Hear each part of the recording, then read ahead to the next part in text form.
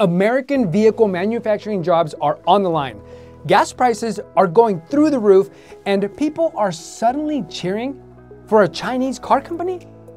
I'm all for electric vehicles, but BYD's rise feels suspicious. They're backed by the Chinese government, which doesn't elicit thoughts of fair play. So are they just trying to undercut American innovation? This electric vehicle revolution shouldn't come at the expense of American jobs and security. Hi, I'm Sinue from DroneQuote. We help people buy solar, roofing, and energy storage through education. If you enjoy this video, please hit the subscribe button if you feel we earned it, and check us out at DroneQuote.com. Now, let's get one thing straight. There's a difference between the Chinese people and their government. I love Peking Chinese food and Jackie Chan movies. Plus, Chun-Li from Street Fighter is one of my earliest childhood crushes. But when it comes to business practices, especially those of the Chinese government, that's another story. And the story about EVs is being written by communists and capitalists, both of which will play a role in shaping the future of EVs. The US and China approach economic development differently. American capitalism thrives on competition.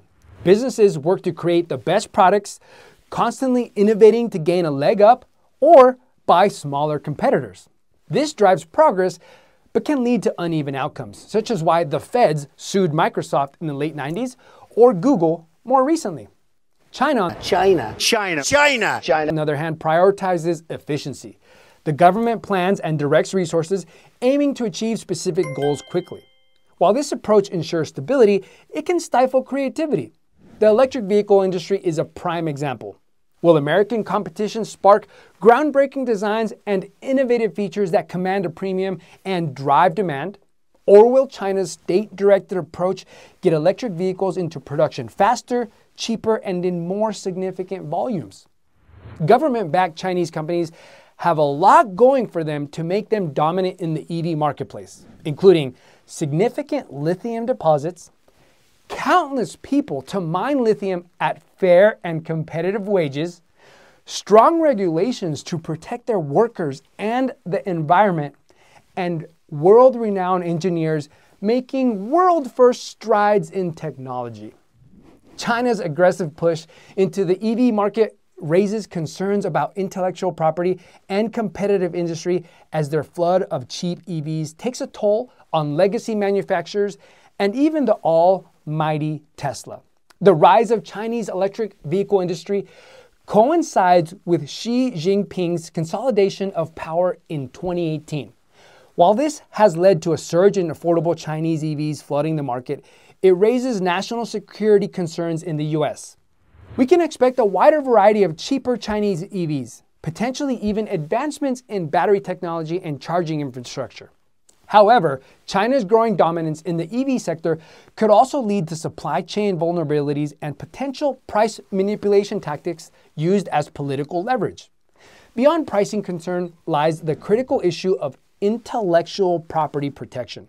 While China is strengthening its IP laws, enforcement remains a challenge, particularly for foreign companies. US companies fear their cutting-edge EV technology could be misappropriated, hindering their ability to compete and innovate. This fosters a climate of suspicion, potentially creating an iron curtain for EV technology where collaboration between the US and China stagnates. This could ultimately discourage US companies from entering the Chinese market or collaborating with Chinese firms, hindering the global advancement of EV technology. Moving beyond concerns about IP, another key player in the EV market has emerged. BYD, the leading Chinese EV manufacturer. BYD, a Chinese company you might not have heard of, has become the world's largest leading EV manufacturer. They love keeping it new and affordable in the EV market with different products, but they may be more walk than talk with obscure IP protections, child labor claims, and lax environmental laws. Is BYD's rise a win for consumers, or is there a darker side to their success? Founded in 1995, BYD initially established itself as a leader in the nickel-cadmium battery market. They capitalized on a shift in battery technology by Japanese companies, offering a more affordable option. By 2002, BYD had become a major player in the battery industry. Following a strategic acquisition in 2003, they launched their first car within 2 years. This model later evolved into a plug-in hybrid, demonstrating their commitment to EVs. In 2009, BYD introduced its first all-electric vehicle, boasting an impressive electric range. BYD's rise to the top of the EV market presents a complex picture. While their dominance might appear positive on the surface, deeper concerns linger. Accusations of intellectual property theft raise questions about their legitimacy of innovations. This potential reliance on misappropriated technology could stifle fair competition and hinder genuine technological advancements within the EV industry. Additionally, reports of child labor used in their supply chain cast a shadow over their ethical practices. Beyond the ethical concerns, substantial government backing further bolsters BYD's dominance. China has reportedly provided BYD with at least $3.7 billion in direct subsidies to support the country's electric vehicle ambitions. This significant financial advantage raises concerns about a level playing field. BYD's competitors, lacking similar government support, may be disadvantaged, hindering fair competition and potentially stifling innovation within the global EV market. The US can explore various strategies to foster domestic growth in the face of intensifying competition within the EV market. This might involve government programs to incentivize production and consumer demand alongside a renewed commitment to technological advancements. Remember when Japanese cars ruled the road?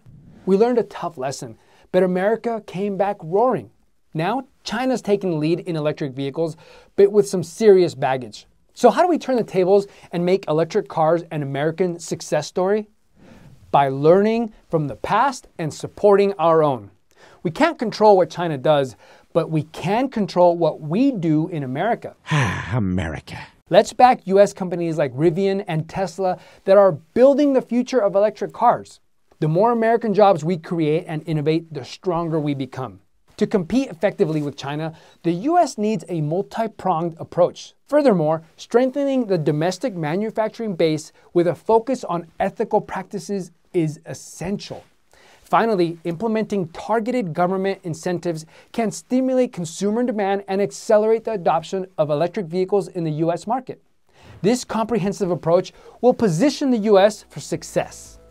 America has the power to shape the future of electric vehicles, and we can create a better future for the industry and the planet by supporting innovation, ethical practices, and a cleaner environment. But we need to act fast. In our next video, we'll take a closer look at BYD and the role of government subsidies in their success.